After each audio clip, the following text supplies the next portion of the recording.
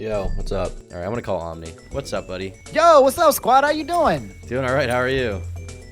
I'm good, man. It's nice to finally talk to you, man. What you up to, Yeah, dude? nice to talk to you too. I gotta say, your energy is a breath of fresh air. Usually, I talk to people on a stream, and it's like, "Hey, man, what's up?" And it's like, "Oh, I don't know. I just want to die." And it's like, "Oh, well, thanks for coming on my stream anyway." But you seem happy to be alive. That's good to hear. You always got I the just got enthusiasm. finished the Sony showcase, man. Did you watch it? I'm not much of as much of a gamer as you. Were there exciting games? Some Oh. Crash Bandicoot. Oh, that's your game. I thought you're not even like a PC game. You don't got nothing. You're like League of Legends. You gotta have like Fortnite, one, right? just Fortnite. Fortnite. Okay, that's what it is. I knew there had to be something. Yeah. But no, we just got finished watching the Sony showcase, man, and we were kind of geeking out. There was some good announcements on there for the gamers back at home. Nice. That's good to hear. And if you don't know Turkey Tom, I actually have your little plushie in my bag. Oh, you do? Oh. Yeah. I didn't even know see my that. stream? That's awesome. It's always on top of the Spider-Man. You check all the videos, it's there. But Oh, yeah, he's one of the goats of the commentary. He does all the video essays, and I don't know how you freaking edit like 3 hours worth of content, which means it must have been like 7 hours. Like this man is like the editing like god in terms of making video essays and commentary. But Well, thanks, man. I yeah, appreciate that's what I'm that. talking to right now. Yeah, I've been What? watching your stuff for a while too. I got a recommendation for your channel a few years ago from, I'm sure you know who Augie RFC is. He recommended your stuff. Of course, no Augie. So I think he knew you because you used to do like Smash or Nintendo, more new stuff. Like you were more gaming focused. I did, man. Those were the days. That was the you know how like most of the commentary crew, we all came from like somebody usually comes in from like a gaming community. Like somebody wants to be a Let's Player, right? And then Yeah. you know, like that community comes out, and then from there you're like, all right, I don't want to, just stay here forever. And so those are the Omni origins per se. Right. Yeah. So everyone always comes from like somewhere else, and then they come to the commentary community because it's like, well, I don't really fit in with those people because the community I just came from, I spent like years shitting on. So now it's time Yeah, to where did go you come somewhere from? else. I started out way early on. I was like a cartoon critic. So I would like criticize people who like criticized cartoons, like Mr. Enter. You would criticize the criticizers of cartoons? Yes, like, yeah, that was like my thing, That's- like really early on. And then I like, and then it was like criticizing, like the odd ones out or whatever. That was like the second thing. I remember the odd one. Yeah, I think now I know what you're talking about. If I dig deep enough, I think that was the thing I might have seen. Yeah, it was like 2017, 18, I think is where that stuff kind of started. And then I was still in high school at the time though, so I wasn't really taking it seriously. But Gotcha. yeah, well, cool. All right, well, while I have you here, I just thought we could talk about some basic like drama, current events, and stuff like that. Oh, you want to sip the tea with me, Turkey? Well, I know you remain somewhat impartial in your videos, and I respect that you have a very level-headed kind of brain about it. You don't get Yeah. too ass mad. But I am curious what you think about some of these situations that have gone down in the past while. I've just Ask been. away. I'll be completely honest with you. This is Twitch Omni, okay? I'm a little bit different than YouTube Omni, Okay. so you might get some unexpected answers. So I think you covered the Mizkif and Adriana Lee stuff back in the day when that happened. I That was did. a few months ago. What is your? Because Mizkif, honestly, when that happened, I kind of thought like Mizkif would have a hard time streaming after that. But he seems to have just come back like in full swing with his channel and everything. He's doing fine. I'm curious what you think about like Miz and that whole situation and like what do you think he's a piece of shit? Could he have handled that better? What do you think? What do I think of Miz? It's interesting, right? Because obviously the way he handled it was garbage. And then also I have to find out from Ice Poseidon, that he was over here talking about black people in the car. Who was in the car? I know you know the text message. I am that he was aware, having yeah. exchanges. So like the combination of like one drama where a person's character shows and it's kind of like, this person could potentially be garbage. And then you find out more receipts that show like, wow, like, okay, this person might be super garbage now. And then you hear the whole stuff now with this and Imaru and the leaks. And Mizkif is not a person that I want to dislike. But everything that has been shown or exposed kind of shows to me that he is probably a garbage person. Okay, That's just kind of how it shows. Here's my take on some of that, because if you don't Okay. mind, I'll give mine. I think Yeah, that go the for it. Adriana Lee stuff looked really bad and is bad. I think the Emiru thing, I guess I saw that as more just like, I don't know, when you're in a relationship, sometimes those conversations happen. And if I mean she is an adult, I don't want to like babyify her. I feel like, or sorry, babyify her. I feel like if she wants to be in that relationship and she's okay with him being like, then it's up to her. Right. yeah, that's like my interpretation of that event. As far as the DMs with Ice, I think that could be excused. I mean, I'm sure you've seen the old Turkey Tom N-word screenshots, but I would be willing to say that maybe that was just edginess. Maybe he didn't mean that in the way that it came across, because it was pretty raunchy when you read it. But then it's like, I know what you mean. I know what you mean. Like people just using the terms because Call of Duty days, vocabulary sticks. Yeah. And that's how people communicate to people behind closed doors. So if it was something where I saw just the messages by itself and that was all I got about Miskiff, then I'd be like, all right, this guy had, messy behind, I would say edgy, behind the doors communications with people he liked. So do you think it's everything combined?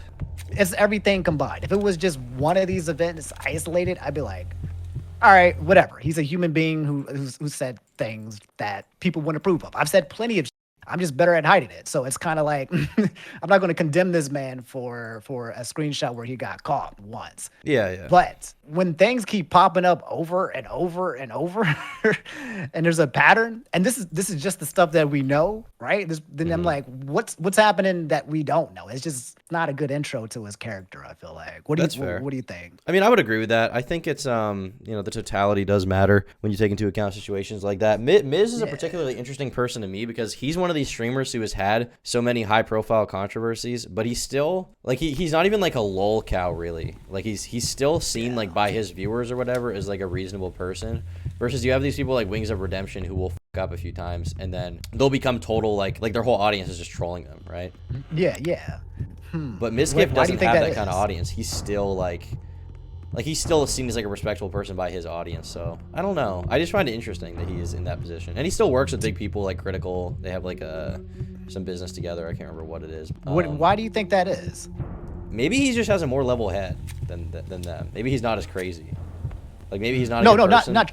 Oh yeah. You mean Miz? Yeah. Like in terms of like, do you think it's his audience? Do you think it's like Twitch streamers, like the live stream failed kids? Do you think they kind of just latch on to people as long as they're delivering content and they stick around? Like, because when you think about a person who has been in a lot of controversies, right? Another person that comes to mind who was just on his Twitch channel today was Low Tier God. And Low Tier God, has been in crazy amounts of controversies. Has been exposed for many things that people would consider him getting canceled for, and has actually gotten canceled and removed from like Twitch, right? But obviously he's come back and now he's an icon and he's reformed kind of thing, almost pulling like a Tyler One, and got a good energy kind of guy. So it's like same type of person where it looks like they might have gotten canceled on paper, but they still retain their fan base. It's like sometimes cancellation doesn't actually work, right? But also it's happening to Illuminati, so it's kind of like why is it not happening to him versus to other people is the question. Well, I think one of the reasons you could say it is happening to Illuminati is because her whole career was on calling out other people, right? Like that was her whole thing. So when she gets called out, it probably takes even less than it would take for her audience to condemn someone else than it takes to condemn her, because it's like, well, we're held to higher standards, like someone like me, I'm probably held to a higher standard than the average YouTuber just because of the kind of content I make. You deliver information, right? Like you're a person who talks about people who does these things. Yeah, and I'm also like the take guy. Like, oh, what's his take, right? People come to my stream, what's his take? Tom, what do you think about this? Yeah. They go to my videos, what do you think about this? Like, cover this. So it's like, she built up that audience in the same way Creepshow Art did. We're just like, oh, well, we're going to come there for what they actually have to say, rather than, necessarily just the personality. Because if someone like Jay Schlatt was called out for something, I feel like it would be, not that he will, but it would be less pressing, because it's like, well, he makes gaming videos. Like, they're not there for his opinion anyway. They're there for him to make them laugh. So as long as he does that, they probably won't care, right? Well, yeah, because Schlatt serves a purpose. His purpose is comedy. And if you do something where like your comedy maybe like if you did was a little bit too edgy, but that's still in the comedy realm, then you're kind of fine in a way. Which is Schlatt is. I remember like 2 or 3 years ago he was under fire for some stuff. People were trying to cancel him on Twitter again. You know how like somebody does something like one oopsie and they're like, let's create the whole compendium of all the oopsies you've done. Yes. They try to hit Jay Schlatt with that. But like it's still within his realm of like, if you're going to call out Jay Schlatt because he made some dark humor or some dark comedy, you can't, because that's kind of the content that he creates. It's in line with his brand. So it's not like he's doing something like, like situations where Dream or, like people getting canceled for things that are completely different from what they're doing. Or if you're a person like, again, like Illuminati and you're lying, now you're like, well, now every time you make a video talking about these people, are you lying? I can't trust your word or your information or your judgment or your takes, because it's manipulative. So it kind of cuts into her base. Exactly. People go there because they trust that the information that she's relaying at the very least is accurate. Even if like what she says is disagreeable, they at least want to go there and like trust her. Especially considering she's someone who, she built her career off of calling out specifically dishonesty. Like that was like the biggest thing. Like it was dishonesty from companies and stuff like that. And then it turns out she runs her channel like a company, and it's a very, seemingly dishonest one where she's not being honest with employees and she's fucking around with them. And especially as someone who she's sort of on the left side of the political spectrum, she's accused of exploiting laborers. Like that looks terrible. And I think the point that you're kind of bringing down to now, we're taking the difference between her and Mizkif is, I think it's like hypocrisy, right? Like I don't think Mizkif did anything that was hypocritical, where he's preaching one thing but then something else happens. It was just kind of getting called out for random behavior. Whereas if somebody's on there, being holier than thou, preaching from a podium, spewing one thing, and then being hypocritical, that's a much easier takedown, because it literally destroys your character versus getting exposed for saying the N-word or something. Exactly. Yeah. That was that's a good take. I'm glad you put it that way. You worded it very eloquently, as you do in your videos often. Thanks, man. And also, lastly, with Mizkif, I think the reason why he actually gets a pass, because I've seen a lot of his content, is outside of the things and the leaks and all that, he seems like an actual likable dude. He when he's on stream, he seems like a normal person. I guess I don't know how to put it. A lot of he's like someone you would enjoy hanging out with in person. He's like he doesn't seem like somebody who's like chronically online. It's like somebody you hang out with, you're like, oh, this is a normal, chill person. And I think that definitely gives to his charisma. And so I guess that's the reason why he's fine now. And I didn't look too much into the Imaru tweets or the leaks. I knew that it occurred. I heard they talked about it. I remember Bo Blacks was saying that people were getting like suspended on Twitter for talking about it, but yeah, I know Bo Blacks theorized that maybe it was some kind of big whatever Mizkif's agency thing is. He thought that they were trying to like flag down people. I don't think there's any evidence of that I've seen, but that would be a crazy story if that did come out. That would be insane. I'd put that right in the title. Mizkif flags down critic on Twitter, but no reason to believe that happened, especially because the account that went down had like 500 followers maybe. Yeah. So it's again, without the confirmation, you don't want to call out something. That's another thing too. When you're like a commentary person, you don't want to be wrong. So it's like, if you don't have like the verification or the confirmation, then everything is speculation at that point. True. I guess another thing, you kind of brought it up, Illuminati. I was curious how you felt about watching that unfold, because for me that was one of the more like fun dramas to watch go down in the past, I don't know, a few years, honestly. It was tasty. The tea, oh god, the tea. I'm a heathen. Okay, I'm just letting you guys know. Everybody in Tom's chat, all y'all need to know it. Okay, I'm a heathen. I ain't gonna be here like, I don't like the drama. No, I fucking love it. As long as it doesn't involve me, and it doesn't involve like like heinous shit, like kids getting touched or whatever. I love the tea. It's like fun to watch. So it's fun. It was fun to unfold. And like, I remember in the beginning, when it all happened with the whole Legal Eagle issue, and I was like, okay, she's going to war with Legal Eagle? That's kind of sus, but whatever, it seems to be on par. And then she started getting called out by like a bunch of people on Twitter, and I was like, okay, interesting, but I don't think it's going to go anywhere kind of thing. It's just one of those things where people kind of scream into the atmosphere, but Illuminati's huge. It's not going to happen. But then she fucking shot herself in the foot and made a full video trying to murk these people. The video, I don't understand why she even wanted to make the video. Like, I feel like she would have gotten off scot-free if not for the video. She would have. She did it to herself both times, the Legal Eagle thing, and then she made a full video where she lied.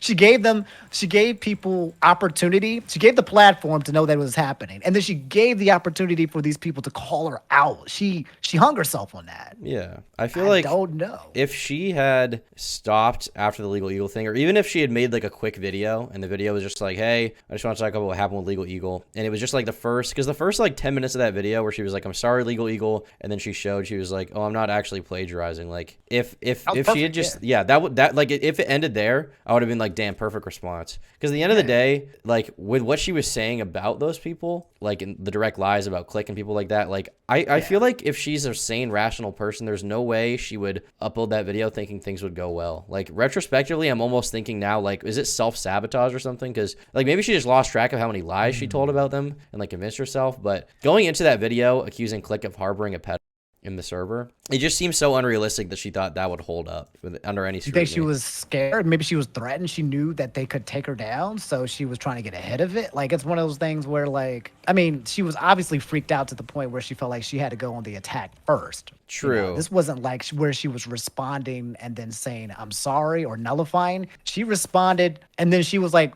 but also, here's why you were a terrible person. Here's why you were all terrible people. So she went on the offense. Like, all she had to quite do was be like, hey, these people are coming at me with these claims. Either I don't agree or I'm sorry, and then leave it or move forward. But she decided to try to flip the script and turn them into villains. But I don't understand. Yeah, you're right. Was it self-sabotage? If they had the receipts and she just forgot that they had all of it, like, that's what I'm saying. Like, if she knew everything she did to those people, like, why go the extra mile to lie about them, to lie about Click and people like that? Because then it would obviously come back to bite her. Like, does she think they would just shut up and never talk about it? Like, maybe that is what she thought would happen. I like too cocky. There was the NDA. There was the NDA thing, I remember, but they don't work with her anymore. True, so. There is an NDA, but I think Click never signed it. I think it was only what's his name, Wonderstruck or whatever. Okay, got it. So I feel like at least with Click, almost with Wonderstruck, I could see going after him more because he's a smaller creator. But with Click, it's like the dude has like 1 million subs. Like, it's just so right. And he was definitely going to serve. Like, if he had the opportunity, she put herself out. This is, I think, what a lot of people, I remember seeing some of the comments, was just complete lack of accountability. And one of the ways that people dodge accountability is by pointing fingers at other people. And because that was her response to dodge the accountability, is what it is. So yeah, that was crazy to see though, because she had like really bad interactions with like Nick Diorio and Tommy C and like Tipster way back in the day, but I never really had no idea. Yeah, they all knew each other. She started with like on Tommy C's like news channel, and like they used to be frequent collaborators, and then they had like a big falling out, and she like DMCA'd Nick Diorio back in the day. But this was in like 2017 or something like that, or 18. And so I heard all this stuff, and I saw her channel got big, and I didn't love her videos. It was like whatever. But I didn't realize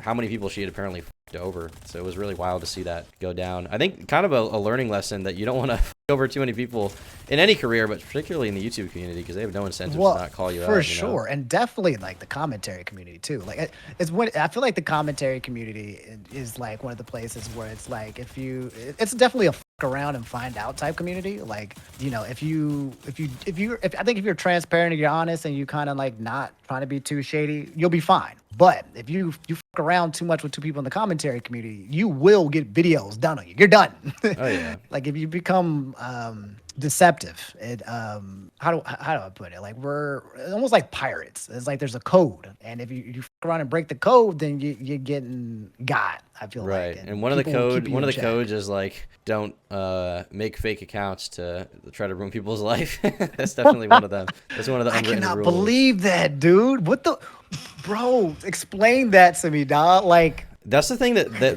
enlightened me to the fact she's actually crazy. Like, she's actually crazy because she's a I mean, she might be a multi-millionaire by now. I don't know how much she makes. She has to be. She has to be. Yes. Yeah. She has several BMWs. She's definitely been running games. She had sponsors on all her videos, so she's doing super well. Yeah, and it's like, well, that's cool, but if you have that much money, why would you be spending any amount of time like making alt accounts unless you're a crazy person? Unless you're actually a crazy person, like there's no incentive. She's got that pettiness that I aspire to have one day. That vindictiveness. Like, she she did not like this person. She did not like, and I mean, it speaks to her character. But I mean, to be honest, a lot of the most successful people have those similar characteristic traits of just being like little freaking crazy or a little bit That's kind of off the true. mark. I think Kind of off the mark.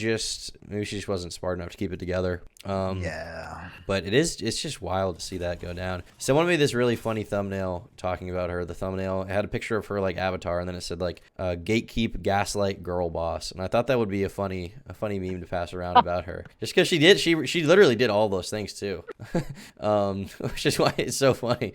It's weird too, cause like the reason why it's funny is because like obviously the things that she did to like Wonderstruck and kind of the hurt, that stuff was not cool at all. But what's funny is just the absurdity of it all. Like it was completely absurd how much she stretched the truth and lied and tried to fool people. It wasn't even like accidental mistakes here and there. She invented her own timeline, her own cinematic universe. And then literally they were like, you're wrong, and here are the receipts. Like she was living in another world, it felt like. And now it's I cannot recall a time where a creator that was doing so well in such a short period just kind of just collapsed. Like what was the last time this occurred? I think Creepshow Art was the only one I can really think of that was this bad. But that was honestly worse. Yeah, I think everyone's saying that she's similar to Creepshow Art, right? I see this. I mean, I think one of the similarities a lot of people see is just they're both girls. But even beyond that, I think just how manipulative they were, the fact they both like called out people for a living, the whole like being very clingy about like words like the R slur or whatever. I think stuff like that. People draw parallels. I mean, I see the similarities a little bit. They're not like 1-to-1, but I see why people would link them a little bit. You know? Yeah, it's just it's absurd. And I mean, like now, I don't know if you saw, but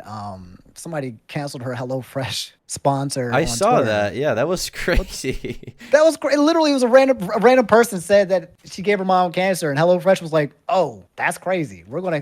Yeah. We're no longer working with her." That had to be something where they were about to preemptively drop her or something. I feel like they had already done it, and then they got that tweet, and they were like, "Well, I guess we'll just respond to this person and clear it up that we're not working with them anymore." Do you think she's going to respond? I feel like there's no way she could do it well. Unless she literally apologizes, like she comes clean and admits to all of it. But even if she did that, I don't think any apology at this point would save her channel. Like the point to apologize was with the first video. Like that was when she had that opportunity. That's where she had the opportunity. Yeah, if she had apologized like for all the stuff with Legal Eagle like she did, if she clarified the plagiarism claim from H Bomber Guy, and then if she apologized to Click and all those people, I think that would be the point where people would, even if more info came out after, I think they'd be more forgiving because it would show some level of reflection. But I think now that she's just gone through all this, it's like, well, even if she did apologize, like there's no reason people would want to believe that she's being sincere. Because at this point, it's just damage control. She's already shown her intentions. Like it's like at this point, it's just like, well, I tried to manipulate and control the narrative. I failed. Now it's time to apologize. The only way, now it's time to truly apologize. Now I have to do damage control. Like, I think I mentioned it. I think it was like the only way, the best thing that she can do is probably reach out to everybody personally. And if she can get a forgiveness card from everybody, like go around from everyone she affected personally, like the Click and Wonderstruck and Oz, if she could go around and get that. And they always like, hey, I talked to her. We forgive her. Let's move on. That's literally the best thing that she can do is getting the people that are, that were victims in this situation to say, hey, I forgive her and we'll move on. Even then, she's still like, fucked. But I think that's just the best case scenario. Maybe that would clear her conscience a little bit if she has one of those. Yes, it would probably clear her conscience, and then it would give her audience a like, okay, I can watch her now. I can feel better about watching her because, she apologized and forgiveness was giving her kind of thing. But, the rest of her audience are going to be like, damn, Blair, that's messed up. We see everything that's going on and that's not cool. So right. But then the question becomes like, would they even accept that apology? Like I probably wouldn't at this point. If I was in their position, I'd probably be like, no, fuck off. The diehards will. The people who stay just for the content, like don't even care about what she does. Like there's some people, they don't care what she does. That's true. But would like As long would as like they the provide click, the entertainment. like would the click? Yeah. If I was in Click's position, I'd be like, no, go away forever. I don't want to Oh talk to you. no. Blair is one of the type of people that you cut off and you never go back. Yeah. Because the only thing that they invite into your life is negativity, and I wouldn't want to give her the satisfaction of feeling better. Mhm. I'd be spiteful. I know it would be bigger of me to help her to heal, but I would not offer that because sometimes I can be a vindictive little. So I feel in like that some people don't situation, like deserve closure anyway. Like I wouldn't really feel bad, you know? yeah, there's no skin off my back. After it's karma. Yeah. It's a karma thing. If it's a situation where it's a one-time thing, somebody messes up. I've had people, I'm usually of the like where if somebody kind of crosses me, you kind of get one, and you're done. That's it. You don't get like a strike two. I'm just like I remember that, and I ain't never getting closer to that because I've been hurt by enough people where I just don't feel like dealing with it because there's people in your life who just aren't going to fuck with you. So yeah, if I'm the click, I'm not messing with that. She can go live her life and do her best thing. I'm just wondering, like, does she recover though, Tom? Does she recover? I don't think so. I mean, right now her channel really isn't, unless she produces some like super fire content and that just nobody can ignore. Because I have found that like if someone is a bad person, the one thing that can save them, if it's like if they lose the goodwill of the community, like Is good content. is good content. Yeah, because at the end of the day, like her videos have never been that amazing, and part of what people liked about her is just that they could trust her for information and they felt like she was trusted to have the good take. Now that they can't trust her for that, what does she have to do? Well, she has to either make good content or sink, sink or swim. Who's a good example of somebody that got like canceled partially or whatever, but their content is so fire that it's just like anyway, Well, on to the next. Like, I mean, maybe Keemstar's content isn't super fire, but he was just the best at Drama Alert at the time, and despite all the cancellations against him, he kept killing it. He kept killing it. yo, Keem was this man has went through freaking hell. He's been canceled by 50 million people. Oh yeah, I mean, And he was still just out here making drama alert like nothing. This man was untouchable. That's what's crazy. Like after he got like canceled by his old friends like Leafy and Grade A, after all that shit went down, after he got called out for all the old shit he did on Call of Duty back in the day, and like that got him canceled, he just kept going. He just didn't care. And I think it kind of showed that like if you persevere, if you don't give up, you can come out on the other side, stronger than you would have been before. But I think you do have to have that perseverance phase, and I don't know if most people have that. I don't think You're they right, do. and you gotta have that id factor too. Like somebody like Low Tier God, another great example. Like you gotta have that id factor where it's kind of like you have that fan base that like even if you do mess up, like you got that die-hard fan base energy. And Keemstar kind of had that with his content where people were like, I'm f***ing with Keemstar and his energy. He's an icon kind of thing. And I don't know if Illuminati is that. I don't know if she has that it factor. She was more so about her content and her. I don't know. I don't think She's not the kind of compelling personality that people just like. She has so much charisma that people are just like, oh, I gotta see That's what Illuminati exactly say, what it is. right? It's never been like that for her content. Charisma is the word. What do you think is going to happen with Sonny? I think like Sonny's going to be fine after that whole thing with the Christian video and all the negative feedback. I think his next video, he's going to get like dislikes, but if Sonny keeps doing Sonny type videos, I think he will be fine. Oh, Sonny V2? Yeah. I think that he's fine just because, and I've talked about this a little bit before, he doesn't even like engage in the community. Like nobody knows what Sonny is like. Like, do you know what Sonny's like? Like nobody even knows. I don't even really know. I don't even really know what he's like that well. And that's like by design. Like he doesn't have a Twitter. He doesn't have an Instagram. He just makes videos for people to make, and then he off, and like anything else is up to speculation. So when all that shit happened, when literally if the average YouTuber got called out by Mr. Beast, they would have a mental breakdown and like crash their car into a tree. Sonny, like he probably saw it on Twitter because it was so unignorable, and he just like ignored it, and then he was fine, and he posted the next video, and everyone just moved on. So Sonny V2 is. He already posted a second video already. He's already been making extra content. Oh yeah, he keeps going. Oh, I missed that. I've been missing his new ones. So he's done. He's like, all right, anyway.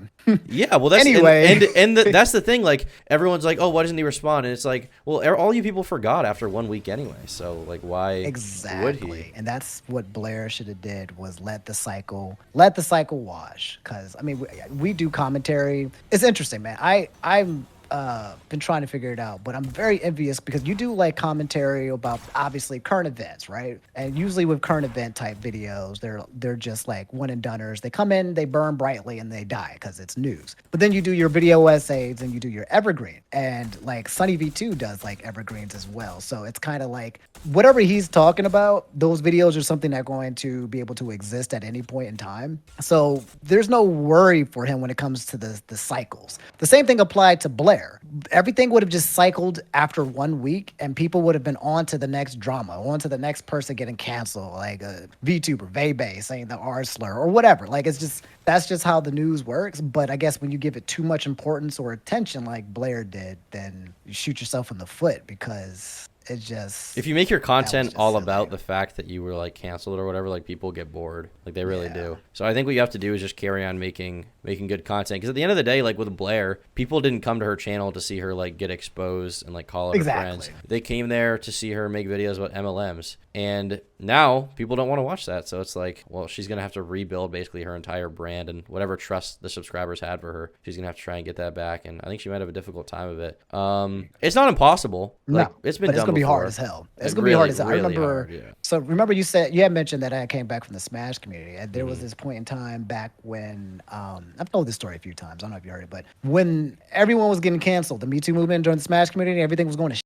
Remember that? And then there's like, yeah, that whole thing was like one of the worst experiences because didn't even do nothing. And I had people within the community hoping that I did. They were just hoping that I would get canceled. Like that's how bad it was. Can you imagine like the community being so like toxic about these things that they're like, I hope news comes out about you so that I can have a reason to hate you kind of thing. And I was just like, these are real claims, real victims, real people getting hurt, and you're praying that I hurt somebody, like, or that I get caught for hurting somebody. And I was just like, this is really bad. And also, people that I knew in the community were being called out, and I was just like, I don't want to be here no more. And I think after that occurred, I went into a complete 180 where I stopped. I basically vowed, Tom, that I would not talk about Smash community stuff ever again. Because it sucks. Like, it really sucks to have, especially when you don't do anything wrong. I mean, I even had this happen recently. I made my Illuminati video, and then all of a sudden I have a bunch of people on Twitter being like, well, she sucks, but he's just as bad, and I know it, and I know he's going to get exposed. And it's like, you don't even have any reason to believe I'm anything like her. Like, you're just hoping that somehow my career will fall off. And I think that with any YouTuber, there's a level of popularity you get to where all of a sudden people hate you, and it's not for any discernible reason. Like, some people just don't like your vibe or whatever. Maybe the way your nose looks or something pisses you off. Like, there can be any reason, any little reason. Oh, like Mr. Beast, like classic example, Mr. Beast. Like, I don't know, there's something about this guy, man. He's helping these people. It doesn't feel right. Like, yeah, it's like the energy's wrong. It's like, what does that even mean? But I think that's just a part of humanity. We have to kind of accept that everyone has that, right? Yeah.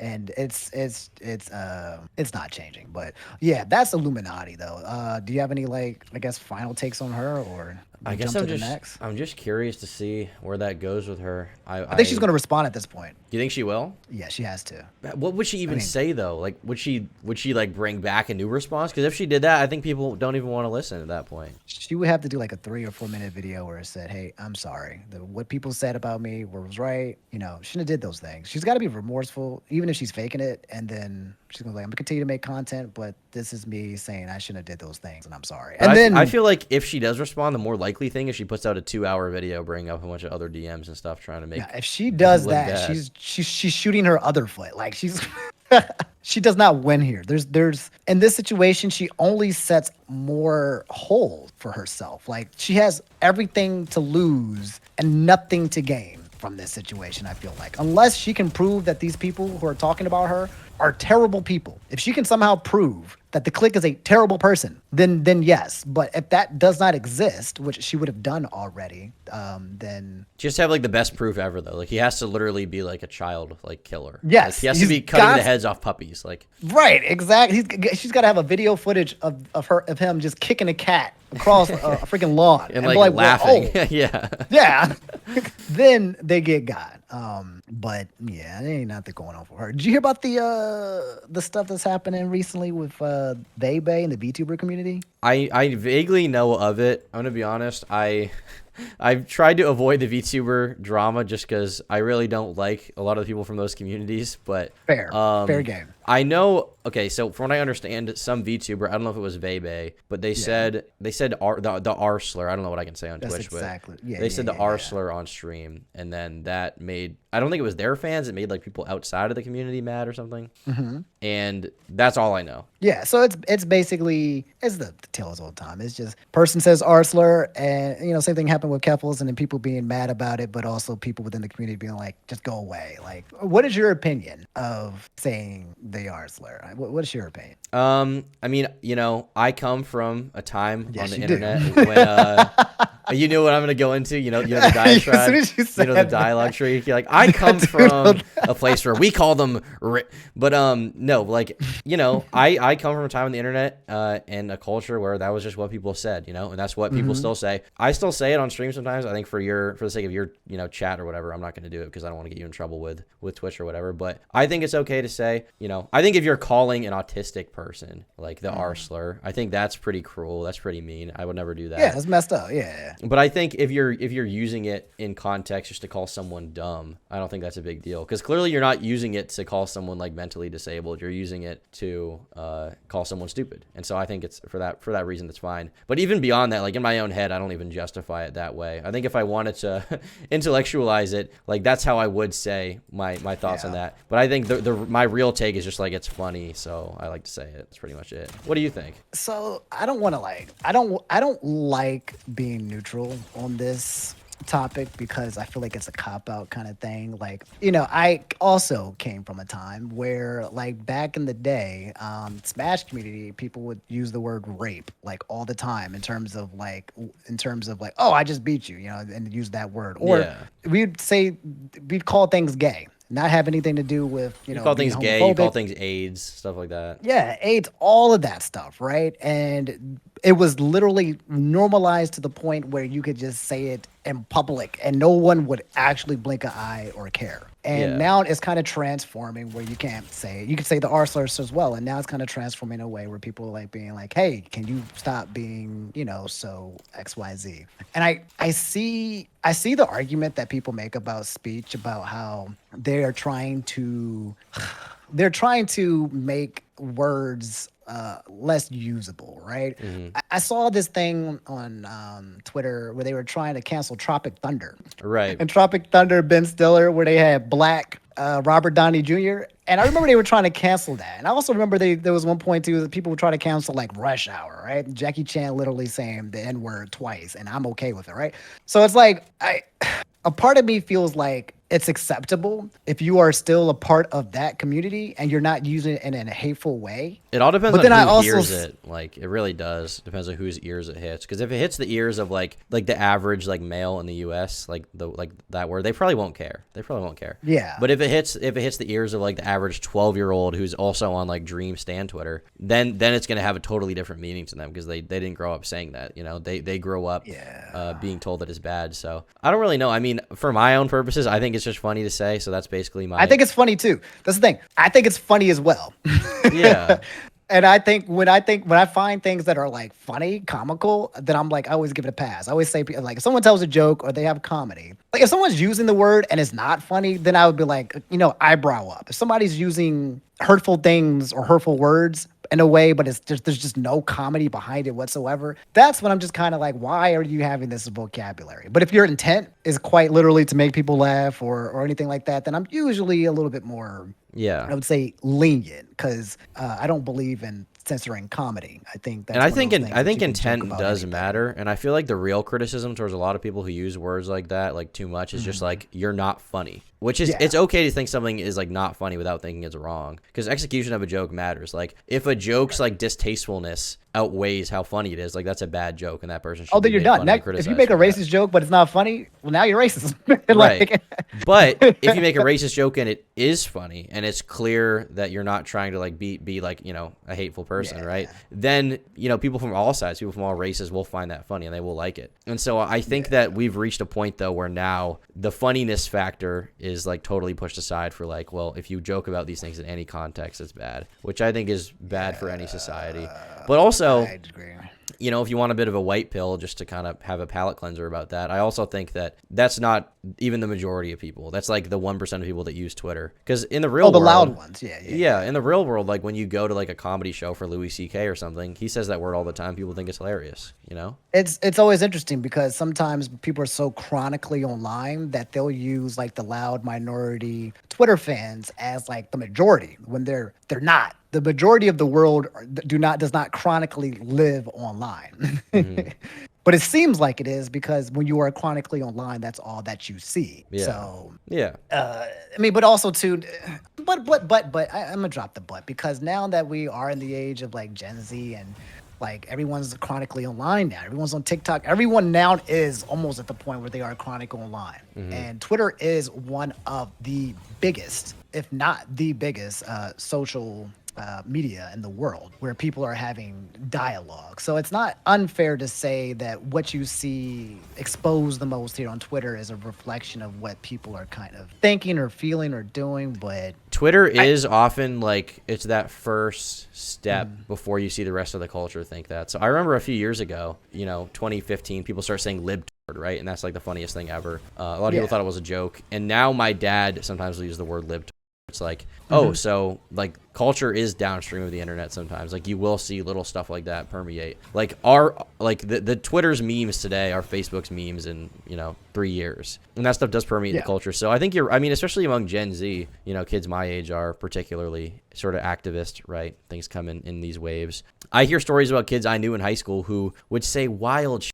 There was this girl I went to high school with who she posted on her Instagram story in like 2017, 18. It was like New Year's. And she posted, it was just a picture of her, no context. And the caption was, Happy New Year N-words in all caps. And that girl now is like a social justice warrior type, which is just crazy to see that evolution. It's like, okay, well, she wasn't. Switch. Yeah, and she was in high school, so I'm not saying she should be criticized for that forever, but I do notice a lot of people who suddenly have become very, like, you know, quote-unquote woke going around.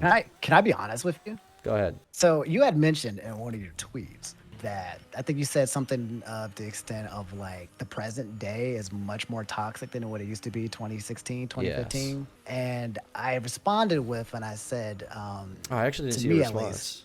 Yeah, I responded, it's fine. But I responded and I said, the bullies are basically wolf in sheep clothing now. So like back, we were talking about the whole iDubbbz thing. This might bring up that though. When that iDubbbz stuff was happening, people were talking about what's happened in 2015 and 2016. In my opinion, at least. People were being toxic, but like it was like on the sleeve. Like you knew who your enemies were. You knew who the bullies were, and they were just frank. It was just like they were out and they were being like, here it is. This is me. I'm a freaking toxic bully. But now I feel like you have bullies who are pretending to be victims or pretending to be good people. Like it's like you have people with the whole fake outrage culture where they're just like, man, I didn't realize, but if I get angry at somebody, but I'm not really angry at them, I get a lot of attention. And now you have people who are bullies who are trying to hurt people by being fake upset. And everyone's bullying people, but it's like they're pretending it's like this moral good, like they're doing the right thing. Yeah, like remember the whole thing that was happening with Hogwarts and stuff, and there was like people, they were looking for a reason to bully people. They weren't just saying like drawing a line. They were going in and trying to hurt people, whatever that agenda was. Whoever was on whatever sides, but it was hateful. It was bullying. No matter how you put it, it was bullying. But it was put in the way where I'm bullying for the sake of good, or I'm bullying for this.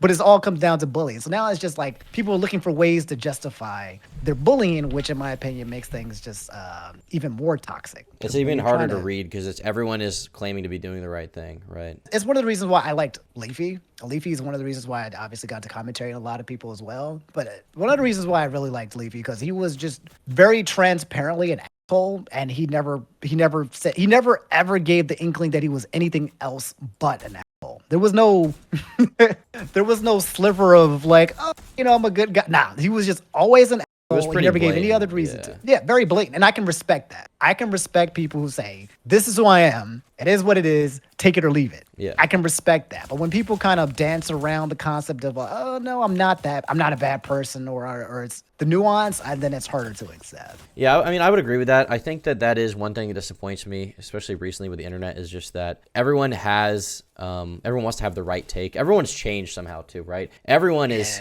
changed from 2016. iDubbbz has changed. Ethan Klein has changed, and it's fine. Like, I think personal development is great. Like, I'll just like a lot of people think that I am like stuck in the past when I talk about this stuff. I think personal development is great. I've changed a lot since I was, in 2016 I was 14 years old. I've changed a lot. Yeah. I'm sure you've changed a lot since then. I have. Yeah, my shit was not clean. Yeah, but that at least means I think there's some level of consistency I expect from people in the modern day. Ethan Klein is someone who preaches about how he's not doing edgy humor, and then he goes on stream and talks about how they need a bomb Vatican City. You know what I mean? Like, Ethan is an anomaly for me because my man's is I think Ethan's smart, and I think he knows what he's doing, and I think he knows what his audience is. He got a new audience, and Ethan is one of the few people that existed in the 2015, 2016 fear, and is also now successfully doing that. mm-hmm. And I think trying to make that conversion is being smart about what the times are. He got hip, he got smart to it, and he realized that, if he's going to be existing in 2023, he needs to be playing a new game. Mm-hmm. And that's why I feel like I don't think Ethan is actually a hypocrite. I think Ethan has always been playing the game. And he knew that his 2015, 2016 game would not transfer over to 22, 23. So you think it was a very kind of deliberate, calculated thing? Interesting. Oh, this is deliberate. I think there's some things about him that might be a little hypocritical, but I think that he's deliberately transitioning to fit in the environment. It's the whole freaking quote where he talked about leafy environment and existing in this environment, or whatever that quote is. He knew that a shift needed to be made, and then he made that shift successfully. iDubbbz is currently going through a place where he wants to make a shift now and exist in this new environment. There are some people who are getting left behind and getting pushed over to Rumble. Mm-hmm.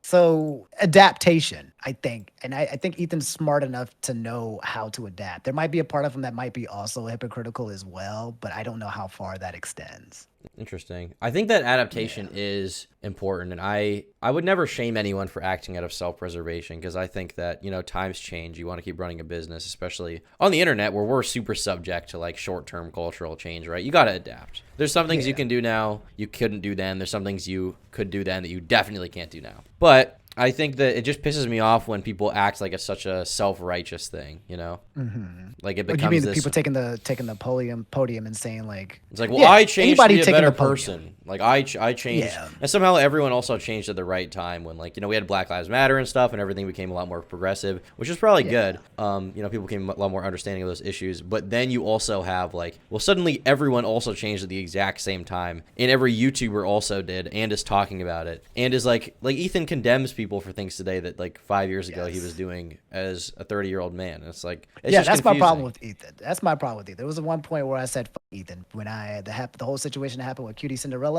Yeah. I can't remember what it was, but he was being an asshole, to the extreme. Cutie Cinderella was on stream crying about something. I can't remember. She was crying because of the deep fake situation with Atrioc, and he I think he was playing funny music and laughing at it. He thought it was very funny. Yeah. I think actually being funny during terrible times, I think has a place. I really do. I honestly don't even think that's gone either, right? But I think also, damn, I literally just said that everything is touchable, right?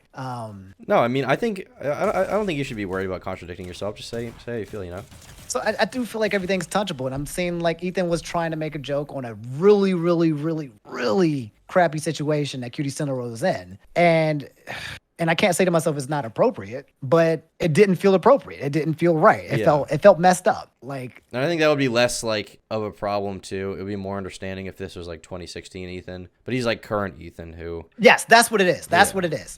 Ethan's going after people for things that he sometimes does. And that's the whole hypocrite thing that we talked about with Illuminati, and that's probably why he lost a certain type of his fan base. Yeah. Whenever you start becoming a bit hypocritical, and I think that's also what's happening with iDubbbz as well. Whenever you start doing the things that you said is wrong, but you're also simultaneously telling people who do those things are wrong, that's when your fan base really starts digging into you. And I'm thinking that's what he faced, because old Ethan, new Ethan, and what he's doing now kind of contradicts. old iDubbbz and new iDubbbz contradicting with his message, and Illuminati and his content, and her content contradicting. So it's just literally contradicting yourself that ends up putting you in a terrible spot. How did you what were your thoughts on the whole iDubbbz stuff? iDubbbz stuff, I cannot believe got so dramatic. I was kind of confused by that. Yeah. Like iDubbbz, and then Charlie got swept into it. I guess to start was hilarious. The Ethan thing, like, I almost wanted to feel bad for Ethan in that scenario because... Oh, yeah, back to Cutie, yeah. Yeah, just to wrap that up. We've all... Like, I've definitely had moments like that where I make a joke about something that I just, like, I didn't realize it was that touchy, or I didn't realize it was that big of a deal in the moment. And it's like, well, usually I don't do it on stream. Usually it happens to me at, like, a party or something, and it's like, oh, like, you just killed the mood, you know? You killed the vibe. It's that picture of all the girls in the room with, like, the red Solo cups, like, looking back at you. It's not one of those. Like, that's happened. But it's like, you know, you just take those in stride and move on. But Yeah. like, you know, like you said, Ethan's someone who has made a career, especially recently, off of calling out other people for jokes like that and doing stuff with Hassan. So yeah, that's where that. I think if his take, I feel like if his criticism and his takes were more level headed, where he wasn't as preachy, like if he called it out, but it was kind of like, but you know, realistic about it, like. Then Yeah. I think people would have less of a problem with it. But when you go to like the extreme, and after doing, then if you're going to stand and you're going to be in a holier than now, you're going to go to the extreme, then you're not allowed to mess up your own. You're not allowed to do the things that you condemn. Yeah, no, That's I why, agree. like, yeah, that's why when I make out calls and I call out people, I try not to go to any kind of extreme because I think realistically, like, again, I think most people do garbage things. Some people are just better at hiding it. Like, that's quite it. It's quite literally a difference between did you get caught or not. And I think it's very human nature for people to do shitty garbage things. I think it's quite literally in our nature. So Yes. I think about people like Miskip, and I think about some of the shitty things he's done. I don't have the energy or the time or the sphere to like condemn this man forever and ever based on his sins, just because his sins got exposed. Because I know for fuck's sake, I know for a fact that the biggest people that are calling out people and calling them these demons or the worst names ever or trying to cancel them, I know their skeletons, their closets are filled They're with full. skeletons. Yeah. They're full. They just hasn't gotten exposed. So I never like to like dig in deep or take a knife or twist the wound or go for the. I always like to try to keep a person human and also acknowledge the faults. That's what And I as appreciate long about your as- channel because yeah. there are some drama channels where, you know, sometimes it's nice to have a Cabos where you go right in and you like call people a piece of shit right off the bat. But it's also cool to see you where you clearly are like, you care about the topics, but you're more impartial. You're less like emotionally invested in it. You're like, this is what happened. This guy did this. It's kind of bad. It's not as bad as people are saying. I think that, you know, this is my take, and then you move on. And I appreciate that you also you're not like gunning for these people to get their lives destroyed or whatever. Nah. Even when that's maybe a they big deserve thing. it, I feel like you're not gunning for that, which is, I think, honestly good, because I feel like it's bad to be too invested in others' downfall. I appreciate that, man. I appreciate that. Because I feel that, like, at the end of the day, I remember like iDubbbz, right? The whole N-word controversy, and I know that I have a huge black audience that does not with that. Obviously, they're Right. there. This is not, you know, and I'm like, you know, I'm when it comes to black content, you know, community commentaries. There's me. There's Abba and Preach. There's not a lot of us that are up there that are talking about this. Fresh shit. and fit. Yeah. I need to get more into Fresh and Fit, man. I don't even pay attention too much to him. And then there's also, of course, Aiden Ross, our top spokesman of Black person. True.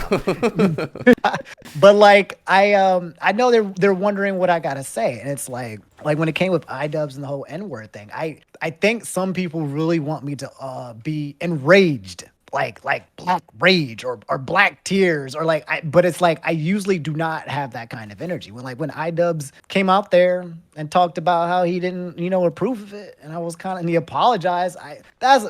If I wanted to play any kind of card, that would have been it. This would have been it, where I'd have been like, iDubbbz, I don't accept your apology.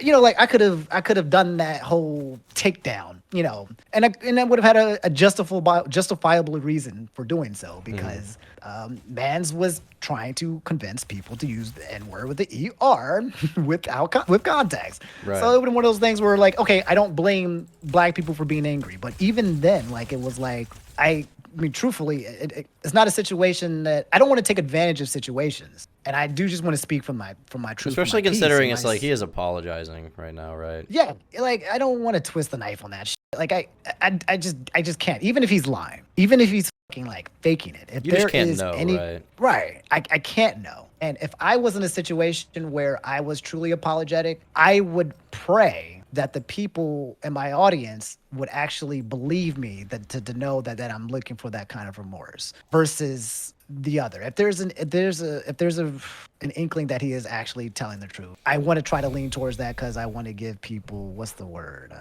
Benefit of the doubt. I want to give people the benefit of the doubt Yeah. at the end of the day, as long as it's not too many repeat occurrences. And so, yeah, my whole take was, hey, you're apologizing, but I don't think it's for me, because to be completely frank, I liked iDubbbz's Content Cops a lot. I thought they were funny. I thought they were humorous. I thought he was digging in on people that he should have dug into. It was a slobber fest amongst terrible people for the most part, and I was all about it because I was sipping the tea watching it. So I did not care. And the whole N-word thing, I recognized how problematic it was, but it wasn't something where I felt like I needed him to come to apologize to me. I felt like this was something where he was trying to say sorry for himself because he felt like he needed to get it out there. It seemed like he had just more on his chest versus more so trying to appease the mass. Because black people weren't, in the cut, saying like, iDubbbz, apologize for this video for years. No. Like, no one was out here doing this. There was no black people out here being upset about this. Black people were not sitting here waiting for iDubbbz to give that apology. How did you feel back in the day when you were watching that go down? How did I feel about it? Like when the Tana Mojo video came out, was it like, oh, what the because I remember watching that, and like even back then, that video was particularly like, that was like pretty edgy. Like even Leafy back in the day was not saying like the N-word like that. You know what I mean? It's interesting. Like when someone is as a black guy, right? That's always a good starter sentence. As a black guy, when someone is being like blatantly racist or saying blatantly potential racist things, there's always a mix. I think that happens as a black person is, number one, is this something that I should be offended by? That's, I think, what a lot of people kind of go through first is, should I be offended by this? Because I know that if I'm too offended by it, maybe I'm being sensitive. And if I'm not offended by it, then maybe I'm not aware enough and I don't have a backbone. So I think that's the first thought is like, is this something that I give attention to? Or do I dismiss it as whatever, this is just kind of life? But I remember watching it, and it's more so, I think this is just my character nature. My response was kind of like, damn, that's wild.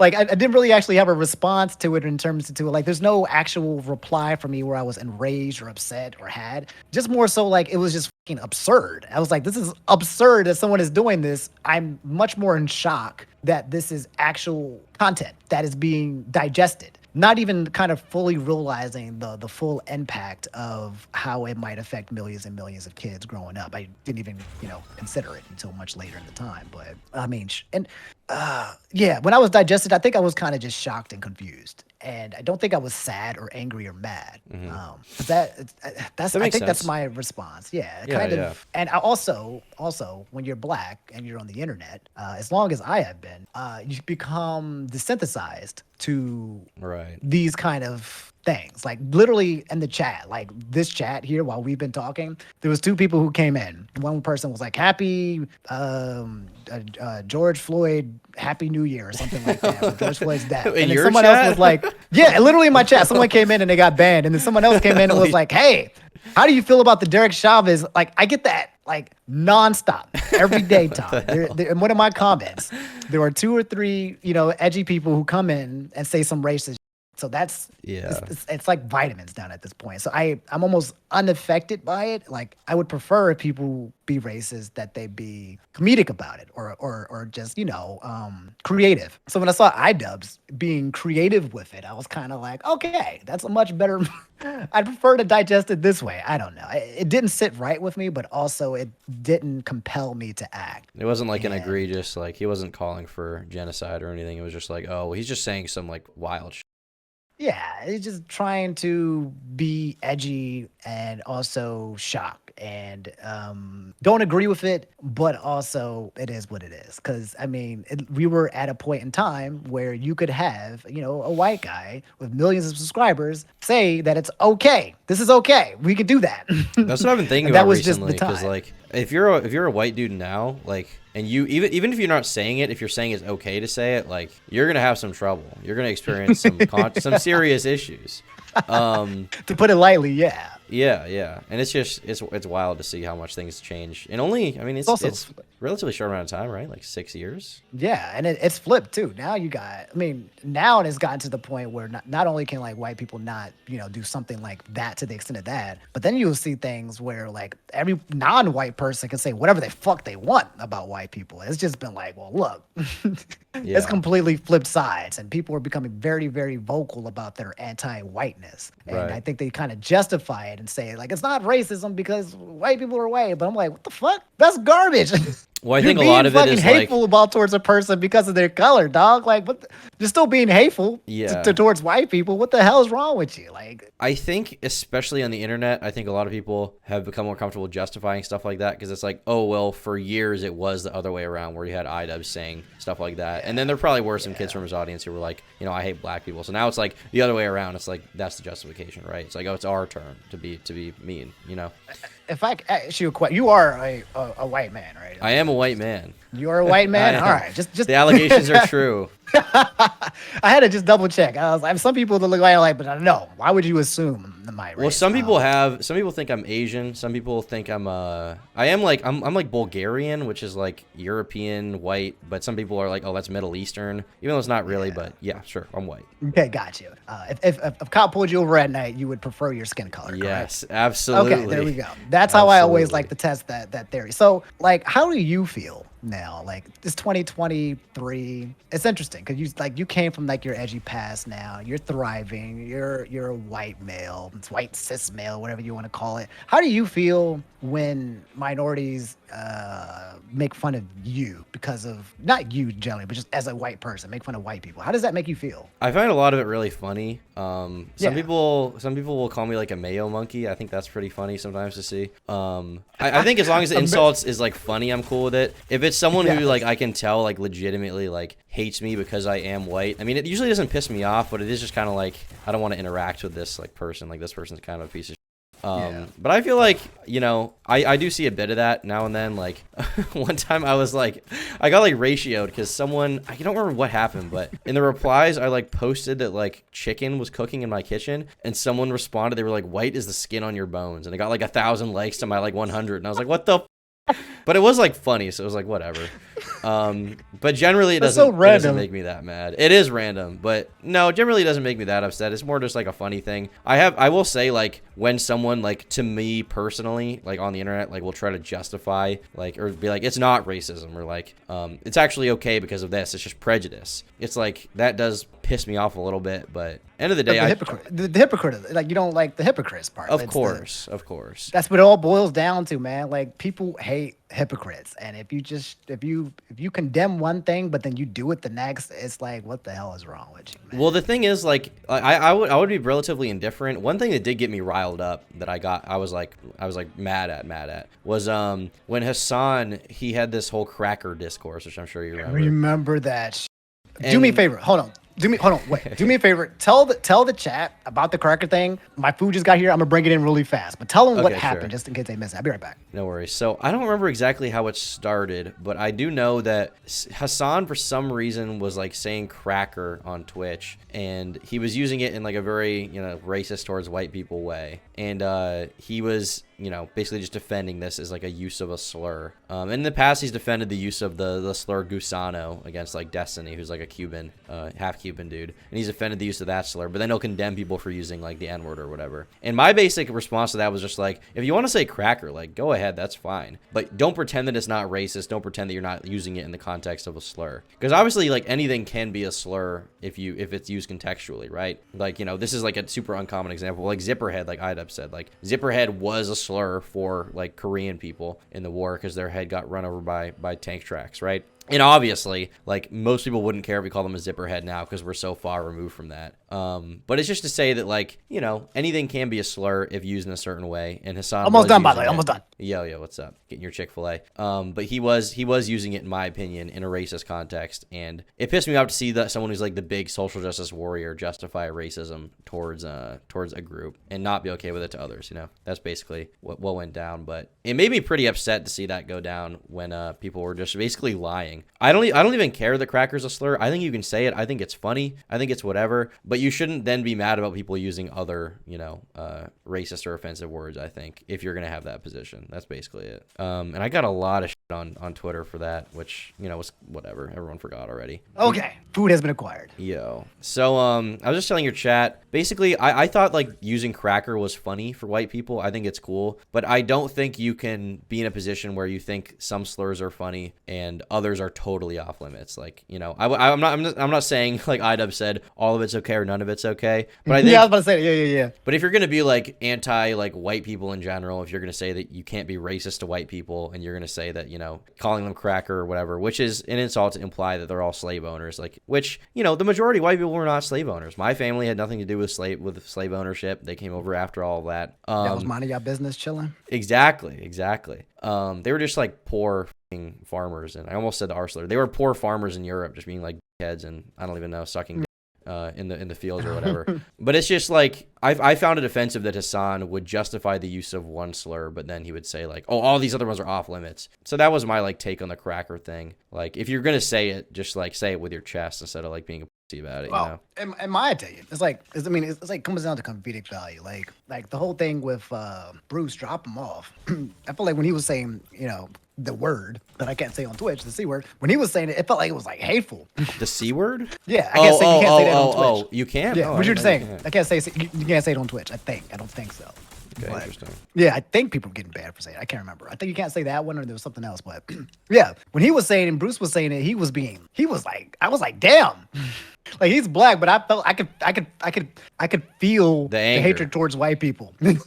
Yeah. I could feel the racism radiating from his body like a anime character. And he was really upset. And like, I think it's about the energy and the intent too as well. But everyone will fight for nuance because everyone's going to fight for like freedom of speech. They're also going to fight for the opposite, where you can't say things at the same time, because everyone has their own belief and people flock to the person that has their belief. That's what it kind of falls down to, is the echo chambers. So whoever has the biggest side it wins, if that's what your belief is. That's why we get split into the left and the right. But yeah, I mean, my thing is just like consistency and honesty. Like, if you want to be racist to white people, like, I think that's wrong, but it's like, what am I gonna, like, if you say like, oh yeah, I'm racist, like, whatever. But I just think you should be honest about it rather than being like, it's not a slur, it's not racist to say that, white cracker mayo, like, it's just, you know what I mean. My thing is, if you're gonna be racist, just be racist to everybody. Then I can, then it's fine. Then it's equality. Like, like, if you want to play the game, you have to accept that people are gonna do it to you too, right? Yeah, just be racist to everyone equally, and then I will allow it. Yeah, well, then it's unracist. Then it's unracist because you're not picking. Is it discrimination if you hate all races equally? I think that's what Destiny's policy is. He's racist to every race, which is funny. True. Yeah. So I don't know. It's like, it's a complicated situation. I got a lot of shit on Twitter when I talked about that stuff back on when that went down with Hassan or whatever. I remember so many people being so. Oh, you did? Oh, they were so angry. I don't remember specifically what I said, but it was something. Yeah. I think what I said was like, if you want to say cracker, like, that's fine. It's funny, but just accept that it's a slur and stop lying to me about it. And people were like, it's not a slur, it'll never be a slur, stop saying, like, and I think part of it's like people want to be racist to white people without admitting that it's racist to be racist. Because they want the bully card. White people as superior. Yeah, and they want to have that like free pass. Top, yeah. Right. Yeah. I have mixed views on it, but no, sorry. No, I'm sorry. Go ahead. I was done. Sorry, I was done. Oh, okay. You can go. So yeah, I mean, I have mixed views on it, but it's like, I don't know. I see different points of views, but I think equally, or just a human, without getting into semantics. Because I feel like a lot of people use semantics to kind of justify racism towards white people. Yeah. Like, oh, they're the top of the totem pole, or they're superior, or we used to they have slight. So that's why I can say the C word, or that's why I can be mean to white people. And it's like, I don't know. I think I boil it down to something a little bit more simple. Is where I feel like there are people who dislike people because of their skin color. Period. You can feel that energy. Mm-hmm. And if I somehow feel that energy from any person, that's racism.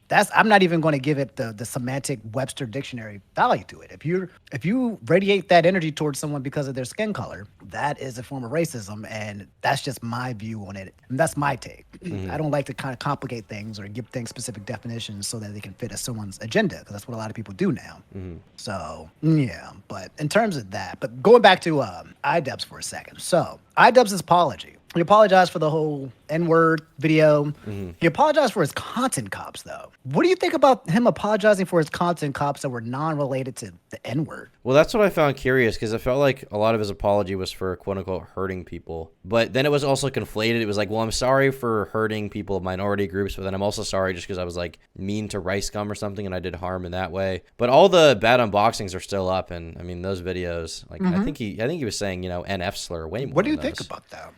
Well, I don't So want to say he's disingenuous, but it comes across as disingenuous. Like if he wants to say that like all that stuff is bad, he basically has to delete everything on his channel. yes, I agree with that. Like he made a. I mean, it was living every being a video. bully. Every video was, N slur this, whatever. And it's like, that's okay. Like, he was funny outside of that even. Like, and it was a different time. So I think it's a mistake to condemn people for celebrating things that were acceptable when everyone thought it was acceptable, right? Like, it's very easy Tropic now to Thunder say, and like, rush hour, right? And we're Yeah. not canceling Jackie Chan for dropping the N-word. Like that's just not happening. Black people won't allow it. yeah, it's like it's so easy. Hindsight is so 2020, and I think a lot of people lose sight of that. Hindsight is so 2020. But back then, that was just like the climate. And when he said that, he wasn't not only like shit on for that. He was praised for that take more than anything. Like people of every skin color were saying, I actually agree with that take. And it's like if you have a review of that now and you disagree with that opinion, like that's fine. That's whatever.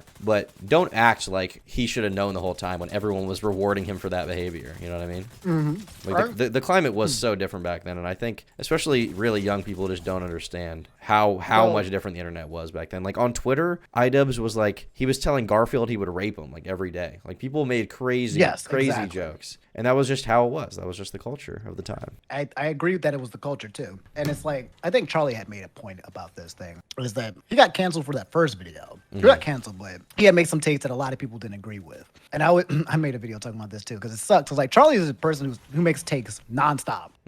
Every day, at least 2 or 3 different takes or whatever. He's always making takes. Dude's a machine. So eventually when you make a take, yeah, he's a machine. And then eventually you're going to say something that a majority of people disagree with. And that's what happened with him. And the thing about iDubbbz and that culture that I tell people about is like, this is normal. That's what's normal, okay? To look back and be like, iDubbbz was a terrible person, or any of these people were terrible people based on what we are today is stupid. Because the reason why that stuff existed on YouTube, because it was normalized and people were cool with it. How do I put it? I think I had said something to the extent that like what we're doing now and how we're living our lives in 2023. There will be people who say in 2040, like there are things that we are saying that's unacceptable and they can't believe that it went flied or went through. They might be more words that you can't say. I don't know, crazy or stupid, whatever. Imagine in 2040 saying crazy and stupid is just a bad thing. So I'm dropping slurs right now, but it's only happening in the future. So we can't continue to like condemn people based on a different environment. At the same time, it's important that we recognize that we're evolving by doing so, maybe in some kind of way. But 2015 and 2016 were the times. So if you're going to judge somebody back like that from 2023, it doesn't really have any place. The only thing I will say though with iDubbbz is he is one of the few people that I know in terms of how large he was on YouTube, in terms of how much he was speaking and talking, where what he was doing was kind of out of pocket. It's almost like he was a huge figure. It's almost like Kanye being like super like anti-Semitic. Right. Like he had a huge freaking base, and Kanye was throwing out these crazy things about being anti-Semitic. So even if iDubbbz wasn't being completely like, I hate black people, my thing was that actual racist people supported his message. Specifically said, like in the video, I was like, he's not the leader of the KKK, right? But he's definitely invited to the mob cookout, Right? Because people will definitely cater to that energy of freedom of speech. Let me say the N-word, and they will come to his message. Not that he is. My question racist. for that would be like, how much responsibility, if any, do you think he holds for that? Like how? Because at the end of the day, like I don't know. there would be some level of that, no matter like what, right? Like people always like want to take your shit, run with it, right? Like sometimes I make a joke in chat, and then all of a sudden I have a few people in chat who are like, "Yeah, trans people. It's like, that's not what I was trying to say. No, it's okay. That's not what I was trying to say with that. I don't know about taking. I don't care about him taking responsibility. And to be honest, I don't think anybody has ever cared for iDub to take responsibility for 2015 iDubbbz. That's the part that was weird. Nobody was telling him to go back. That's and why I recant feel his like he content. is being sincere, because I feel like he did this Yeah. at his own expense. Yeah, exactly. No one was out here. He was making Creator Clash 1 and 2. No one cared. So I felt like this was something that was weighing heavily on his chest. So when it comes to holding accountability or responsibility for it, quite literally, the only thing I could say is it is what it is. Consequences of your actions. He stared into the abyss and he found out that a lot of his fans were garbage people, and he kind of catered to that atmosphere and he wanted to reject it. That's it.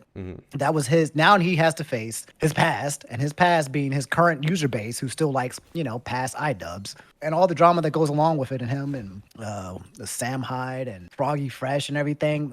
He has to carry it, whatever it is, and he'll go through it. But I assure you, black people are not lining up down the streets upset at iDubbbz or waiting for an apology. So Do you mind if I pick your brain about someone you mentioned in there? go for it, Froggy. So you mentioned Sam Hyde. I assume you don't strike me as someone who is a longtime Sam Hyde fan. I could be wrong, but did you find out about him recently? Have you known about him for a while? I'm just curious what your kind of knowledge on him is. To be completely frank, I don't know who the hell he is. All I know is that iDubbbz is terrified of him, and he's been trying to box. Okay. And then Froggy got canceled because he was working with. Who is Sam Hyde? If you don't mind, just give me a quick TLDR. So the quick synopsis would be he's been doing like internet comedy for a long time. He blew up and had a show on Adult Swim. He made YouTube videos, then he had a show on Adult Swim called World Peace. Him and this comedy trio called $1 Million Extreme. They had a big, decently popular show on Adult Swim. It was kind of a Tim and Eric type thing, so they got on TV. They made it, and then during season 1, as it was wrapping up, they got a BuzzFeed article written about them, going over some of Sam's raunchy political takes and connections, which at the time he did have some connections to like the alt-right movement back then. So that's basically what happened there. It's weird. Did he get canceled, or did the show get taken off? Or? Oh, the show got taken off the air, yeah. And he and all his buddies got blacklisted from the TV industry. Totally unable to work in that anymore. For me, as someone who's known of Sam and has been, familiar with his stuff, watching him for, since 2016, I think, which is when the show got canceled. It's very odd for me to see him now interact with iDubbbz and go mainstream. And I see people wearing his shirts in the street. He's interacting with Keemstar. And this is someone who was not in the YouTube community at all until very recently. He made his money on this Patreon alternative called Gumroad for years. He's been totally, he wasn't even like someone you looked at as a YouTuber. Like, he happened to post stuff to YouTube. Yeah. But he certainly was not like a YouTuber. He's like if Andrew Tate started joining the commentaries. Kind of, yeah. It's like you're just totally came outside from somewhere of else and then just came back down to us. Yeah. And now he's like being talked about by everyone under the sun. So it's been very weird to see that kind of transition, especially because I was an iDubbbz fan, and then I started watching Sam Hyde stuff right after. In like 2016, and I feel like 2017. if he was on Adult Swim, then he's probably right up my humor in terms of. You probably would think he's funny, yeah.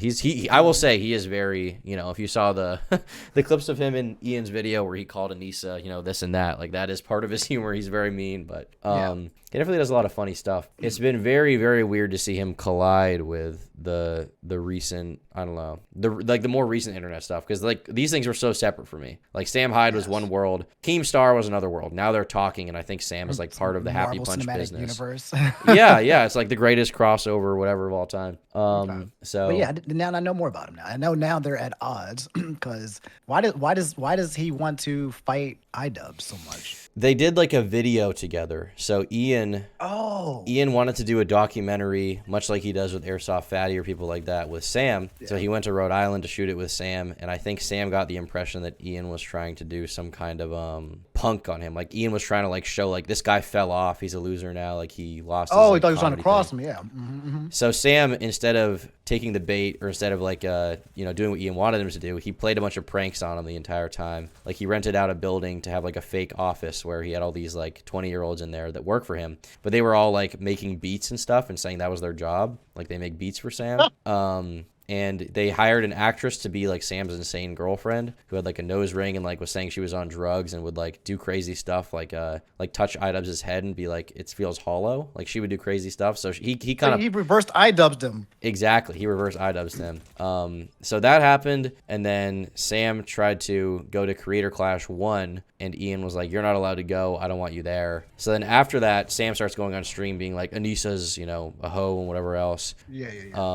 That became a whole thing. So they've kind of had this beef for a while. But I think to a lot of iDubbbz's former fans, Sam represents kind of someone who stayed true to his comedy, quote To his unquote. colors, yeah. Yeah, versus Ian is someone who, he changed with the time, but a lot of people think it's like a sellout thing. They see him as a phony, It's interesting because I feel like one of the rules in the commentary space, at least in my opinion, is especially if you're making call outs to each other, is you don't include civilians, in my opinion. So if you are a person and you're calling out somebody, you don't bring up somebody's wife or somebody's daughter or somebody's parents, somebody who's not in the bubble, in my opinion. As long as they're not in the situation, I don't think you include civilians. I would agree with that, yeah. It's kind of like how I feel about it, because once you start including civilians, then it starts getting a little bit personal, kind of like it's starting to cross the line where you're going into a personal space. Like if you want to attack a person, attack the person, not the people around them. Right. Don't start exposing them. They didn't do anything to be a part of it, so don't drag them into it. But that's the thing about The internet Sam. is a scary He doesn't place. have to play by those rules because he's not a part of the commentary community. He has his own thing. Correct. So he doesn't have to adhere. So he can play to a totally separate, rules than iDubbbz. Even iDubbbz at his edgiest couldn't get away with the stuff that Sam says. But also too, Anissa is not a civilian. She is a public creator. figure. Yeah. Which means she is open to every and other criticism that's going to be out there, whether it's jokes or commentary or whatever. So normally I'd be like, yeah, you can't talk about people's, people. But if your person is also a part of the space, then yeah, they're also responding and talking and making comments, then you're part of the game. So. How long have you been doing that's YouTube? What happened. Man, you mean like when I first started? I guess like say. when did you start doing it with the intention of like making it a job or trying to make it a job? Like when did you think it was like going serious or something? Oh, when it started going serious. When I did start it, it was the intention of blowing up, being big. I would say maybe like over 10 years ago. I was doing the Let's Plays, and I was trying to be like Chugga Conroy, the Let's Player. Yeah, and I was like, yeah, I want to make videos and Let's Plays and then make money off of it, and that could be my life. But then it just became a side hobby. For the longest time, it was a side hobby. I'm an accountant. I was working public and private accountant, and I was doing like Smash videos on the side, and was basically just something that would pay like my car note every month, kind of thing. So that was the hobby. And then the pandemic happened, and once the pandemic happened, my clients that I was working with, they went under. And if you have no more clients and you're an auditor, that means you have nobody to audit, which means I had no job or no work. So I got laid off. So at that point, I was like, I wonder if during my, laid off time, if I can just try to go 100% into YouTube and Twitch. And that was during the COVID mark. And then at that point, I was like, let's go, mask off. And I made like 200 videos, 100 videos, or it was like 200 videos like nonstop with like no break. And popped off. Obviously, there was the pandemic pop off where everyone was indoors.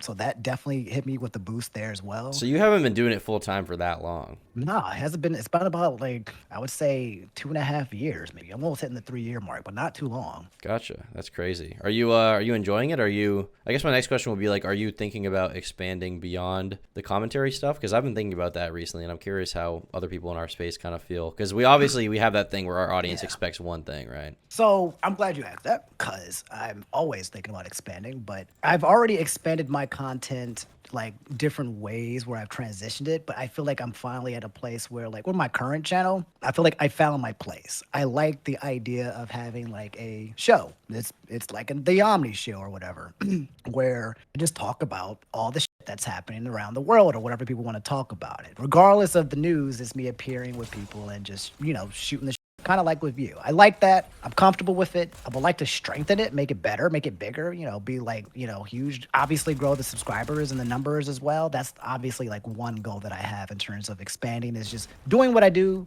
but doing it better. But in terms of going further, I've always thought about, the one thing I hate about my channel when it comes to like just talking about news specifically for me, is I hate the fact that my videos aren't evergreen content. And I've always wanted to create content that can exist within, like just evergreens. You can always exist. And I always wanted to create that, but I've never in my head been able to figure out what that looks like per se. And so that's kind of the thing that I've been thinking about in terms of expanding is trying to switch over to an evergreen type of content, whether that's video essays or taking my current channel and turning what I'm doing now into evergreen. That's something that I've been wanting to switch into, but that's kind of one thing. I think another thing I've actually been thinking about, which people have been begging me to do, was a podcast. It's hard to justify making a podcast when it feels like what I'm already doing is Is a bit kind of of a a podcast. podcast, Yeah, it's right? podcasty, right? So, so right now I'm in a place where I'm like, I'm doing well. I'm making more money than I did doing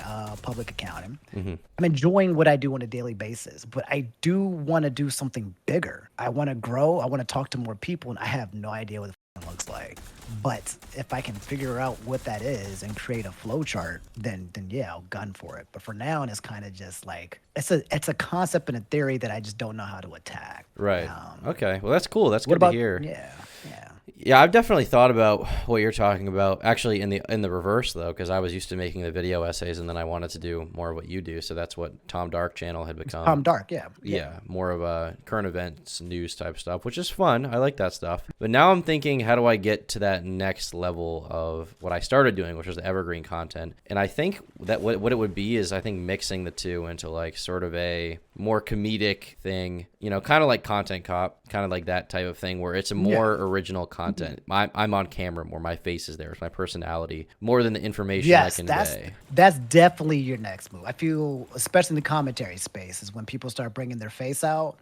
It's the content starts revolving more around you as the person even more. You become even more focused, right? You become more human. It's not like Right. Dream and you take off the mask or anything like that, but because people know what you look like, you are now the center of attention and focus, which feels more. I want to say you can make a stronger connection with people when you're staring them in the face. Right. I think you can. And I also think that, I like what Sunny does. Like, that's cool. But I also like being a part of the community. Like, I like talking to other creators and getting their takes and, like, coming on live stream with you. Like, this is something Sunny B2 would never do. But I like people who are willing to, wear their arm on their sleeve a little bit, be mildly interesting, be mildly entertaining, say the take that maybe will get them in a little trouble. I really enjoy people. I really enjoy connecting with people. And I appreciate the fact that YouTube has allowed me to connect with a lot of interesting, individuals in that way. So I'd like to start working with more people, doing more high budget content. Now that I have, a little bit of a budget, I can, business expense some stuff, put some money into it. Yeah. I'm currently working on something I've talked to my audience about. I'm doing a big video. It's going to be a commentary video, but it's going to have my face in it for most of it, I think. And it's also going to have a Oh, diss track shit. at the end. What? I have You're gonna have a diss? You bringing back diss tracks? I'm bringing it back. I've secured a beat. I know what it's going to be about roughly. I have some of the lyrics in my head, and I also have secured an expensive car for the video. Someone has agreed to lend me Holy the car. So shit. You can't tell me who you're dissing though, right? I said it on stream once. Don't say it again. Don't say it if you don't have to. You can keep it secret. I'd rather you. I don't want to spoil it for you. I'd rather you not Don't spoil know. it for me. Yeah, because I am invested. So this is Yeah. something that I need to know. But yeah, a person I think did a really good job with that transition you're talking about. D'Angelo Wallace. Oh yeah. Yeah, D'Angelo Wallace. Remember when he was doing commentary in I forget which community The it art was. The art community, community. Yeah, and he was doing that, and then he eventually started bringing his face, and now I feel like he makes like something similar to what you're saying, almost like evergreen news videos. Like it's him, it's face, but then you see that he puts like a lot of time and energy into it. Almost, it's like a combination of your video essays, but also his face being there as well. It feels, and it's very highly budgeted. Almost, it's almost something similar to maybe hopefully what you're doing. He has a lot of success for doing it. This man took a 1 year hiatus, and now he's killing it again just because he's D'Angelo Wallace. So, but yeah, dude, I've been a fan of yours for a while, man. I've been watching you. There's a lot of people that I'm fans of. They have no idea, but I've been watching your content for quite a while. And I just chill. Like I just observe in the background and lurk kind of things, man. But like I'm really two things I really respect about you is number one is your hustle. Like you push out content like a madman, especially now with your Tom Dart. But you've been very, very, very, very consistent, and I think that's definitely one of the main reasons why you're like so successful. You don't just kind of like leave and come back and then hustle and then burn out, then leave and then come back, then hustle, then come back. So and number two, I mean obviously, but you have really high quality content. The way that you edit it, and you put a lot of time and effort to it, and I can definitely feel it as a person like who is a YouTuber like me, a content creator. I can see all the nooks and the crannies and the edits and the transitions and the movements and the stops and the pauses. Like I can see your Premiere Pro timeline just by looking at your videos. So Well, I appreciate it's that one of you those say things. that. That's very kind. Yeah, I was surprised when I found out you even knew who I was, because we messaged at some point. I don't remember what about, but you had said something about how you like my videos, and that it was very flattering, because I've been watching your stuff as well. It's always good to see you. You were like my replacement for the news stuff on the internet, because there was no one who was doing it that was very good for a while, and then you came along. A lot of people said that when Keemstar stopped making the videos, that people came over from Keemstar, and I was like, oh, what? I'm Black Keemstar now. I mean, I think that's what you. I think that your videos are better than Drama Alert anyway. But yeah, you also you always fill that void pretty well. Just in terms Thanks, of like man. you had the info, you got you gave the news on the dumb trauma, then you also had like a pretty level-headed take. So that was always good to see. I think that's why Actually you have that I need audience. I need to know. I got to change, man. I don't think that's what people want. I Really? think in order to blow up, I gotta change. I have to. It's cool. You know, like I'm the place everyone goes back to once they're done. Once they're done with their drama alerts and they're done with the edginess, I'm like home, like kind of. But I feel like you got to be a little bit controversial nowadays. If Oh, you wanna okay. Really make waves. What do you think about that? No, I think if you want to get like to that 3 million subscribers, you definitely have to be controversial or strange. Like if you want to keep the audience you have now, you can probably ride that comfortably for a long time. I mean, if you're happy with the income you're making, you can probably keep that up. But if you want, what you could do, and this is kind of what I've done, is I have my main channel, which is my main source of income, and then the second channel is like it's extra, but it's also like a place where I get to play around and just I can post a weird video here and there people will like this new video with the diss track that's going on the second channel, because I don't think the main channel. Oh, got it. I thought you were gonna put it on the main channel. I was like, holy crap! Like that's scary. I thought thought you about want to mess that, up that. but I think the reason why I'd want to put it on the second channel is because the main channel is just so accustomed to one thing. Like they're just every week they get the video, they know what it's going to be, and I'm you happy just with keep that. feeding the audience exactly what you want. That's your niche. That's your channel. Exactly. That's your cycle. So- never finish it. It's never changes. So my recommendation for you would be, obviously you can do what you want, but my recommendation would be that you do, your basic, you keep doing the typical Omni stuff on this channel, and then maybe you start a new channel, or maybe you do one different video on this channel to promote something else, and you start posting that content elsewhere, and that way at least there's no risk. Like if it doesn't work out, you come back and it's like, oh well, you try next time, right? It's always interesting talking to like YouTubers, man, because I forget we're like the same people, and that accord, like we've all been through the situation where we're like, you know what? Let me try something new. All right, let me let me do something new, and then you get that 10 out of 10, and then your stomach drops, and you're like, oh my God, like it is scary. I just spent. It is I just scary. completely dropped something garbage. And then when you get that 10 out of 10, like that really, really bad video, and people start unsubscribing, and then you're like, okay, now I got to recover. Let me go back. But you lose your momentum, and you're like, oh, no, I've lost momentum. It's so scary trying to grow and do different things on YouTube. And I forget that, like, we're all YouTubers, that we all have that similar, like, PTSD, like, trauma. But you're right. Second channel, you can around and find out, and nothing's going to matter with your main channel. With the main channel, and if anything, it might be successful. Like your Tom Dark channel is popping off. Like it's something that's making you can have fun with it too, and it pops off. So you don't have to worry about rocking the boat because you made a second boat. So Well, that's the thing. I might look into that. I think also a thing to consider is like when I started the Tom Dark channel, it didn't get views. It got like 3,000 views like per video, which is like 3,000 is like cool, but it's like it wasn't making money. Like I was basically You're losing money. I was quote unquote wasting time. But I think what you have to do is basically commit, and like you have to commit. Even when you get those 10 out of 10s, you have to have faith in like what I made is fire. It's good. People will like it. The people who did see it liked it. People who get it. But you might have to go through that period when like my channel's dying, my career's over, it's time to apply to McDonald's. Like you're gonna be, which really sucks because I know as soon as I get a 10 out of 10 video, when I get a 4 out of 10 video, I'm like, it's over. It's actually over. This is the end. This is this is it.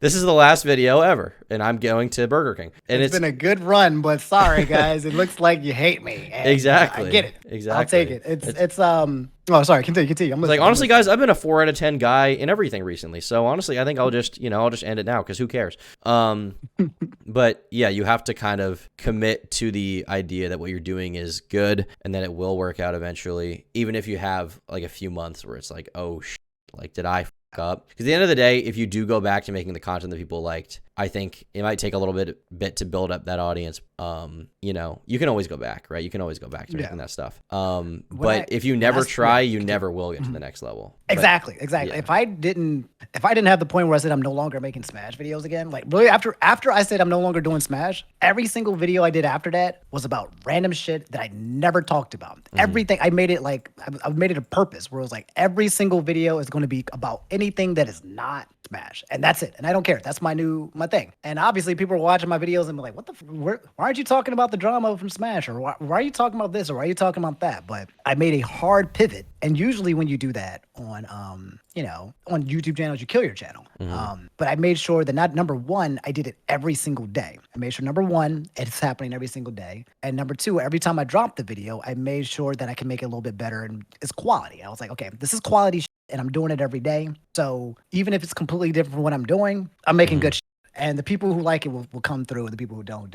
And then like eventually it hit the wave, and then it was like no turning back. And then it became people's comfort. I wish I actually could go back to that phase when I was uploading every single day. I miss it. But now, like you said, I'm in the phase where like the news videos that I do, I kind of just want to keep doing it because it brings me the most joy just to wake up in the morning and shoot the shit with people and be like, what the is going around on the internet. I absolutely love, and I'm humbled that that's my job. And I just want to keep making it better. Like I just want to keep making the edits better, just producing better content. And I do think that over time, I'm not going to get into any drama or controversy, at least not that I think of. I do think eventually over time, we'll hit like 1 mil or something like that. So, but yeah, man, when I watch content creators, and sometimes there are people that I digest for the sake of digesting, you're a type of person that I get actually inspiration. There's no like jealousy or anything when it comes to it. I'm like, wow, I am inspired by the fact that you are consistent, and I'm inspired that I see your content getting better and better over time. You're definitely you're definitely where you're supposed to be, man. And whatever that next project you're working on is 100% going to be successful. You don't need to worry about that. Well, I appreciate that. You're a very kind guy. Thanks, man. Yeah, and sometimes I can be a kind guy, depending on. I admire your stuff too, and I think you have it in you to do that next level of content. I know you've been talking about wanting to get to that next level for a while, but yeah, unfortunately, the scary part is there might be that risk when you're like, maybe it's time to go, get my CPA again or something, right? Yeah, I actually already have a backup plan. I'm like, I know that I have I already have that in the back of my head in terms of, actually, I've been thinking about doing a business.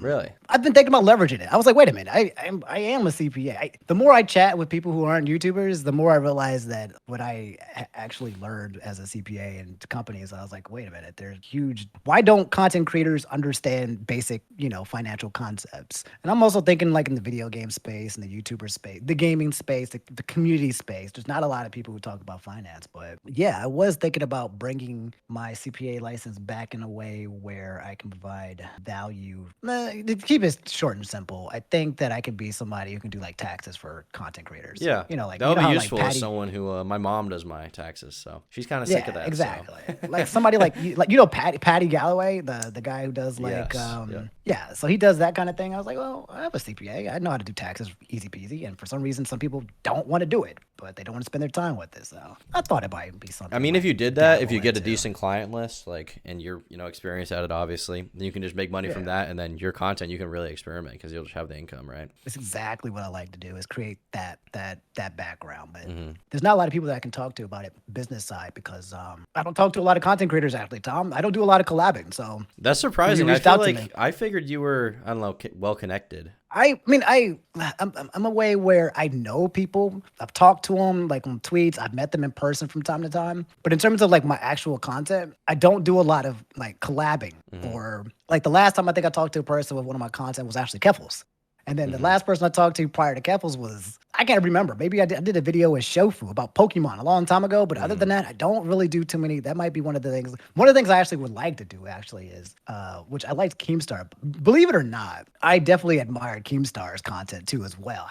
Even though he was like a villain, I was like, this man is a good villain. I think he produces good content. He's entertaining. He's a great character. But I did like in his shows where he would bring in guests and talk to people about current events. So one of the next things that I'm trying to do to evolve my current content is, if I'm talking about news or drama or whatever, I want to get to a point where I can get, interviews, or I can get comments, or I can get people coming in about the topics that I'm talking about and saying, their side of the story, kind of making it even more real than what it is.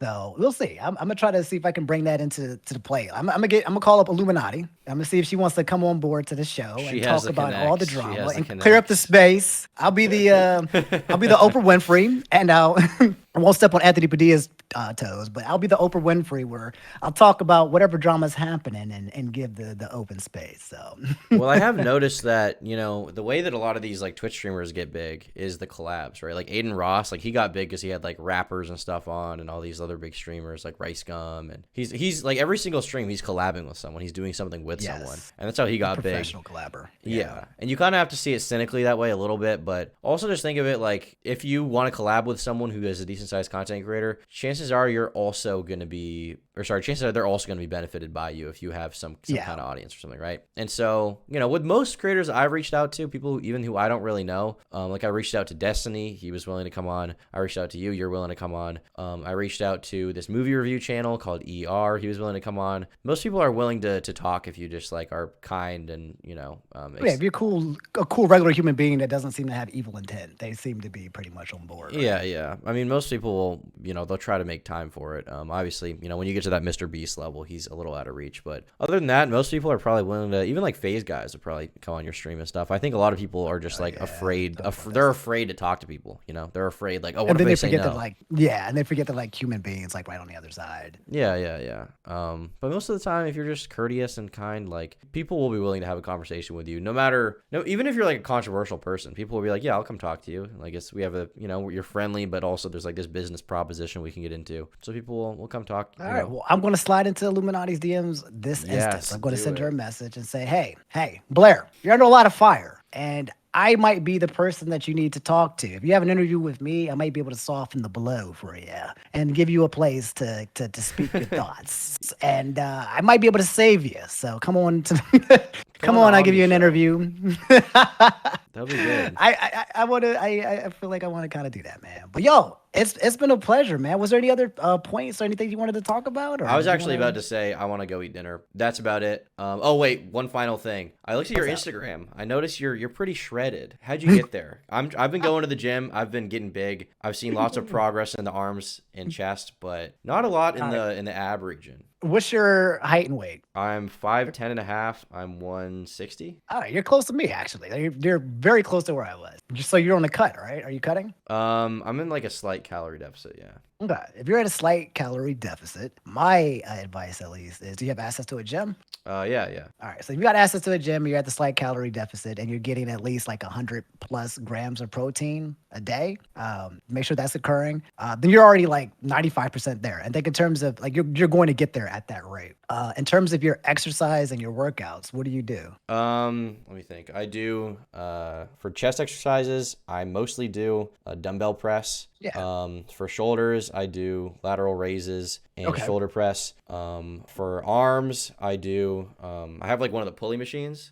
So I do raises with that, like curls or whatever. And then I also do curls with like weights, just like dumbbells. I do bench press. I do pull-ups. I do sit-ups. I do planks. I do push-ups. So do you have like a routine where you do like a Monday, Tuesday, Wednesday, or do you do the same thing every time? Or yeah, so I do every other day. I basically alternate. So Monday I'll do like chest, arms, and back, and then like Wednesday I'll do a little bit of chest stuff, a little bit of arms, but mostly I'll focus on legs and core. Okay, so if you're literally already on your way, dude. My suggestion is if you have access to a barbell, do you have access to those like free weights for barbells? Oh yeah. Look into a program called Starting Strength. Starting Strength is it's called Starting Strength. You do 5 compound lifts. You want to switch your routines. Make sure you're not doing your routines like for too long because your body gets used to it. So if you want to start a new routine, I highly suggest doing compounds where you're doing like almost full body workouts while also losing weight, because you're going to target like all your fucking muscle fibers. But also you're going to be losing weight and having a lot of high protein. That's what got me from like 160 and feeling a little bit softish to like 150 and like abs were starting to tighten up. Like, because I'm right now, I'm 5'11 and I'm 150. And it wasn't until I got to the 150 point where everything started to pop. And it wasn't until I started doing the compounds where like my core was weak. I didn't realize it because I was doing all of these isolated concepts. But starting strength does squats. You're gonna fucking hate squats, but it does barbell squats, bench press, which you'll like because you already do it, but it's with a barbell. Overhead press, which you'll like too because you already do that with the dumbbells. And then the second day you would do the same thing. You do squats again, and then you would do deadlifts. I don't know if you do deadlifts, but deadlifts are fucking like crazy. Oh my god. Oh, oh my god. I don't do deadlifts. Dude, you will love deadlifts once you get into it and you start doing like small weights. Start small. Do not lift fucking heavy. Okay. But when you start small and you just focus on your form, you're going to feel like aches and pains all over your body because these compounds are going to start targeting body parts that you haven't been touching because it sounds like you've been doing a lot of isolated exercises. So once you get to the compounds, your entire life is going to flip around. You're going to go back to feeling DOMs again. You're going to be tired. You're probably going to sleep better. And then you're going to get fatigued because your body is going to be hitting like high velocity. If you do that and you go from 160 to 150 within the next like 2 months while still summer, you will be absolutely jacked. And then after that, once you get to a point where you're miserable and you no longer want to cut no more and you're about to kill yourself, when you're at that point, that's when you can get back and start doing a slow lean bulk where you kind of put on like 1 pound of muscle every week or something. Okay. Because I see 5 lengths and starting strength, or sorry, 5 lifts and starting strength. I see squat, bench press, deadlift, military press, and power clean / barbell row. So yeah, you don't have to do the power clean. Power clean is, I think you just do 5 squats, bench press, overhead press, and then squats, deadlift, and the other one is I forget what it's called when you pull it from the ground, the barbell from the ground, and you go back. It's a back exercise. I forget it. It might be the power clean. If you implement more compounds, and if you want, you can complement it with what you do. You're gonna fucking feel it, and then we'll hit up Cancun and we'll take some pictures together. Okay, sounds good. All right, we'll have our Sonic hats on. We'll be flexing. Yeah, I'm definitely down for that, man. Are you going to any events? Are you going to VidCon or anything like that? I am going to VidCon. I was about to ask that. Yeah. I'm not. I freaking forgot that VidCon was next month, so Damn. I'm not gonna be hitting there. But let me know like in advance. Hit me up on like Discord anytime, dog. If anything going down, man. Yeah, I will be I'll be at both VidCons. So I'll be at VidCon Baltimore as well. Oh shit! There's a VidCon Baltimore when? October. I'm glad you told me that. I live in DMV. I'm right across the street from Baltimore, so I gotta make sure that I'm ready for that. Holy shit! Do they have the hotels open and everything? I haven't set up anything yet, but I know the event's happening. So I'm planning to go with like Nick DiOrio and stuff because he's from Long Island. Send me. Are you from New York? I'm from Maine, but not that far. Okay, gotcha. All right, bet. Yeah, well, I will definitely be there. Let me know. Just hit me up on Discord. But yo, Tom, it's been a pleasure, man. I really appreciate you reaching out, man. And this has been dope shooting the with you, man. So if you ever want to just do that again, just hit me up any point in time. We can do the same shit all over again. Yeah, sure. Thanks for coming on, buddy. I appreciate it. No problem, man. All right, take it easy, man. Until next time. You too. Have a good night. What a nice guy. Wow. What a nice guy. All right, guys. On that note, I'm going to end stream. Thanks for watching. Hope you liked it. Yeah, that was fun. He was nice. See you guys later. Bye.